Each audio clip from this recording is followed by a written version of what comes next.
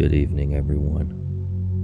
I have 3 disturbing true horror stories lined up for you today. So get comfortable and prepare for another episode of The Nightmare Society.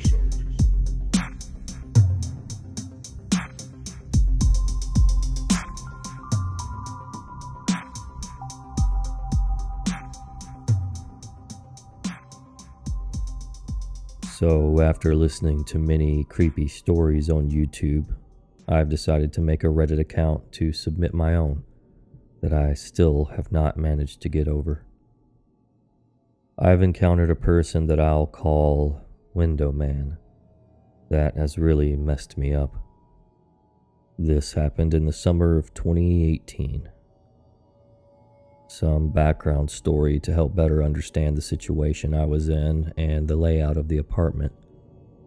My mom and I moved into this one-room apartment with one of my mom's colleagues, all females, for a short period of time, about 3 months, to be able to save up some money for another apartment, the one that we currently live in. So the apartment had a small bathroom and shower, a kitchen merged with a living room, a small room separated by a sliding door, and a windowed balcony.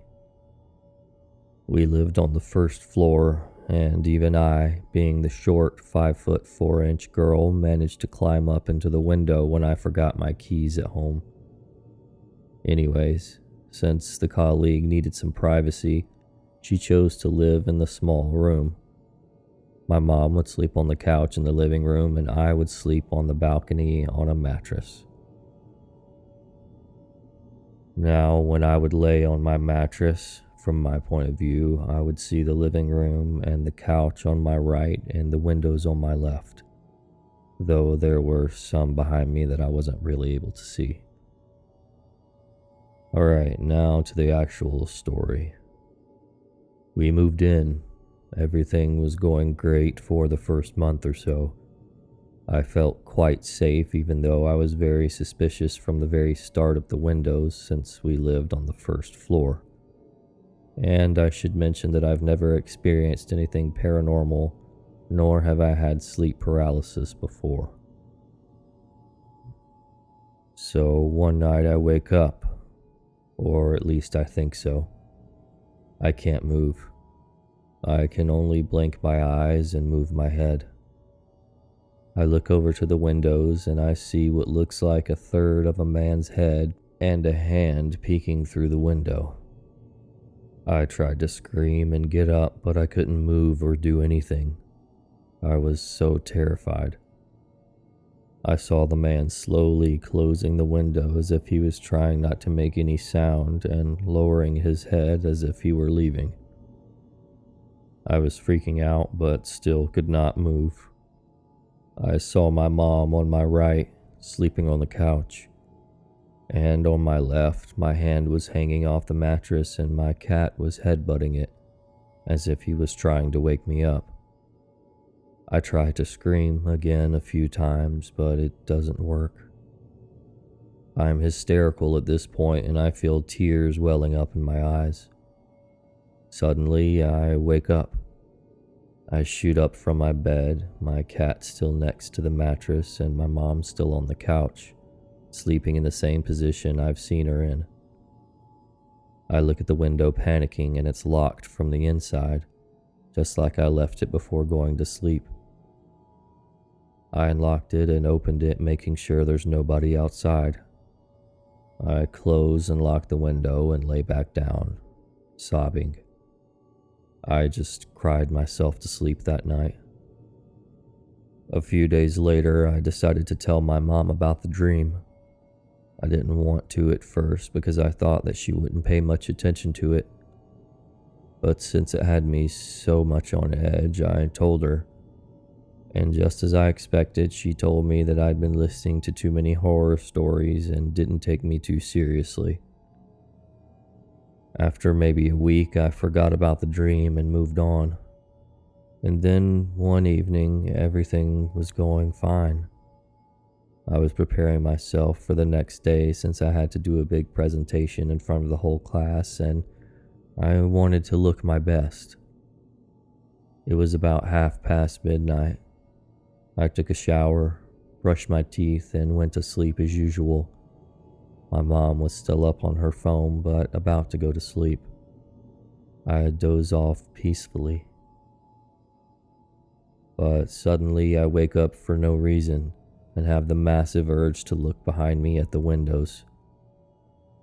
To my horror, I saw a tall man in my window, about halfway in, with one leg almost on the floor. I panicked and thought that I was dreaming again, but quickly realized that I can move. So no, I was not dreaming. Still being in a state of fear and confusion, I whispered, "What the hell?" And to my complete horror, the man looked up, all dark but eyes shining in the moonlight. He put on the creepiest ear-to-ear grin, put a finger to his lips, and said, "Shh," in the most menacing way ever. I had no idea what to do, so I said louder, "What the hell?" And then I jumped up and screamed, "What the hell?" and started screaming like a banshee. The guy got startled and almost fell back, so I took the opportunity and closed and locked the window just as he was about to try to get back in. My screaming woke my mom up and she ran up asking what happened. I started nervously explaining all that happened, and then we saw the dude climb up to our window again, but the one right next to me, trying to open it. As I saw that, I screamed even louder, and as he was opening it, I pushed him and he fell down, calling me every name under the sun. He then tried to make up some crappy excuse, but in my panic state, I started yelling at him at the top of my lungs to get the hell out. I kept on yelling for about 5 minutes like a total crazy person until the guy finally said something along the lines of, "Fine then," almost as if I was obliged to let him in, and started walking away. I slammed all the windows shut and locked them, sat down on my mattress, and proceeded to sob loudly as my mom was next to me trying to calm me down. We thought that was it, but a few minutes later I saw him again, climbing up our balcony, and I started screaming again, opened one of the windows and yelled so loud that I almost lost my voice. I closed and locked the window, and my mom and I went to the guard to tell him what happened. I described the man to him as best I could, but since it was dark, I couldn't say much about his appearance. He told us just go home and stay calm, that he will handle the situation. When we were going back, we saw about 8 neighbors of ours standing outside wondering what happened. They all gave us sympathetic looks as we went back home.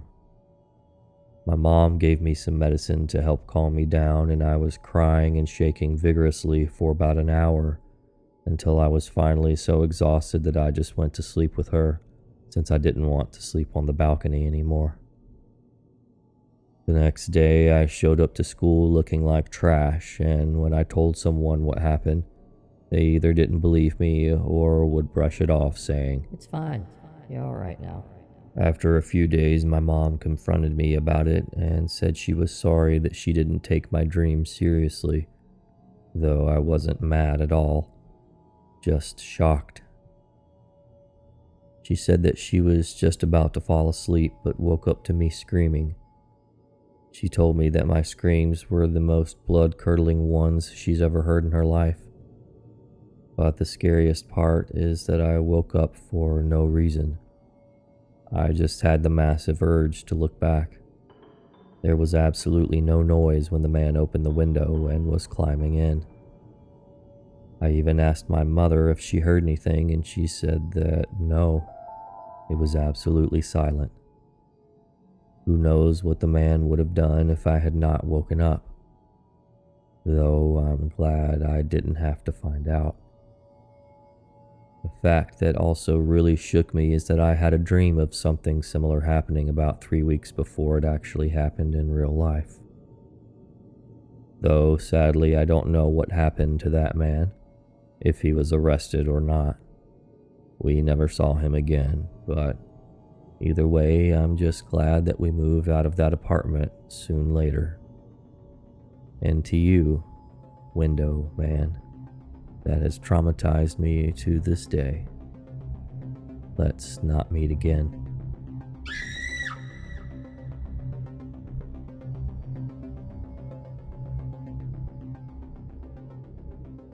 I live in a big city in Florida that can turn into vast country nothingness pretty quickly. My boyfriend's parents were out of town for a couple of weeks, so I decided to stay a weekend with him while he house sat for them. Their house is about 45 minutes away from my place. I live in the downtown area of my city, in the literal middle of nowhere. You have to drive down a one-lane dirt road for about 15 minutes before you even reach their house, which is conveniently the last house in the middle of the woods, down that rough dirt road. Something straight up out of a horror movie. The closest neighbor is 5 minutes away, no cell phone service, etc. After a day of drinking beer moses by the pool, we decided to put on Wild Hogs. Totally my choice. I was high and wanted to watch a terrible movie and make dinner. About an hour later, we were on the couch. Our edibles had just hit when 2 freaking cops walk up to his front door. We sprung up and asked them what was going on. They told us they had gotten 2 calls to 911 from inside the house, from one of the landline phones. Yeah, these people still had landline phones. We told them that it had just been us here all day and that neither of us had made the calls or even touched the phones. The cop took out his phone and showed us the number the call came from, and it was the house number. They left a few minutes later, just as confused as we were. As we watched them drive off, my anxiety started spiking. The cops had just been called for nothing. If we really needed them later for something, they may not be as quick to run out here. My boyfriend then picked up the house phone to see if there was a dial tone. What was on the other end of that phone was the most gut-wrenching, horrifying, paralyzing, typical horror movie type of static. Like someone was walking around with the phone. There was movement to it. I swore if we kept listening to it, we would have heard breathing. In a stoned panic, we checked all 5 landlines in the house, including the one in his dad's shed. They were all there, untouched. I asked him if anything like this had ever happened before. His parents built the house and he had lived there his whole life. He said no. There was just no explanation for any of this. We called his parents in the middle of all this, and they were just as confused and shocked as me, him, and even the cops. He sat down and tried to figure this all out, but being the horror movie and true crime junkie that I am, I knew we had to get the hell out of there. We've all seen the freaking Strangers movie. His parents had been out of town for 2 weeks. The house left unattended until this night, so, just free real estate for robbers and more than likely, in my mind, some hillbilly murderers. He then tried to find his dad's gun just in case it was needed, and the gun that had been hidden in the same spot for 25 years was not there, and was nowhere to be found. That really did not help the situation. I finally convinced him to come spend the night at my house, so we started cleaning up as fast as we could and booked it. I was doing about 85 down that one lane, now pitch black dirt road. I had never felt so much relief in my life when I finally made it on the main road. After calling all of my friends and screaming in their ears about the horror movie we had just survived, we got to my house, locked the doors, and passed out.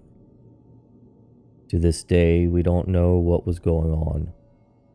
Nothing like that has happened since. Maybe it wasn't anything after all, and we were just incredibly high and paranoid, or maybe it was a couple of bloodthirsty backwoods psychopath killers. Either way, I'm happy we did not stick around to find out which one it was. To whoever or whatever was messing with us that night, let's not meet.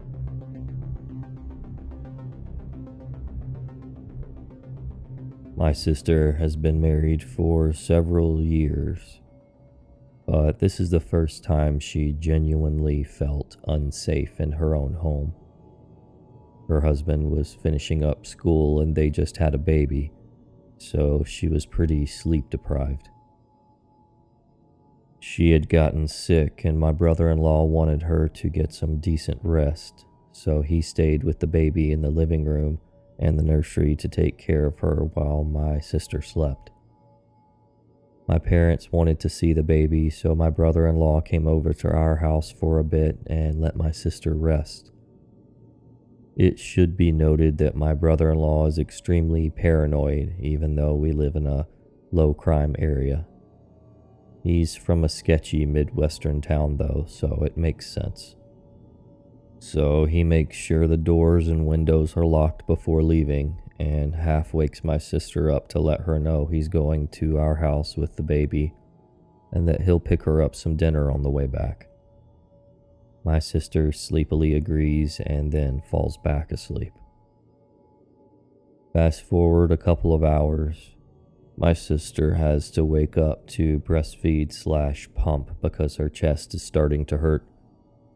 She prolongs this and tosses and turns for a while because she was still exhausted and did not want to get up. Once she starts coming to, she realizes the house is super cold. Once she actually opens her eyes, she hears the front door shutting, but she's super out of it. Assuming it's her husband, she calls out his name but gets no answer. The room is pitch black and all of the other lights in the house are off, so she can't see anything. Suddenly, she gets a really horrible feeling she can only describe as stepping into a freezing shower. She gets up and checks the thermostat, which was fine. She assumes she's just feeling cold because she's sick. She turns on some lights and does a quick turnabout the house and realizes no one else is home, and the front door is still locked. This obviously freaks her out and she texts her husband to ask when he'll be home. He gets home not long after.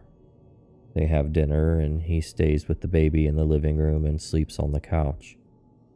My sister notices that one of the windows in their bedroom is open, and she says she doesn't remember opening it, but that would explain why she was so cold earlier.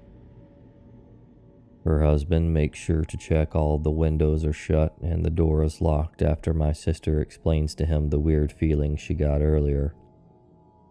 Later, she wakes up again around 2 a.m. to pump, and that disgusting feeling creeps up again.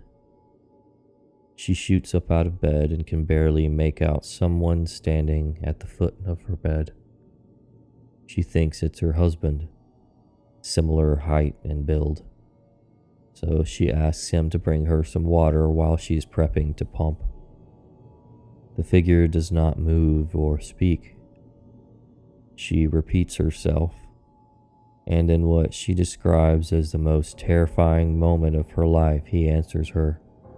No, go back to sleep. I like to watch you sleep.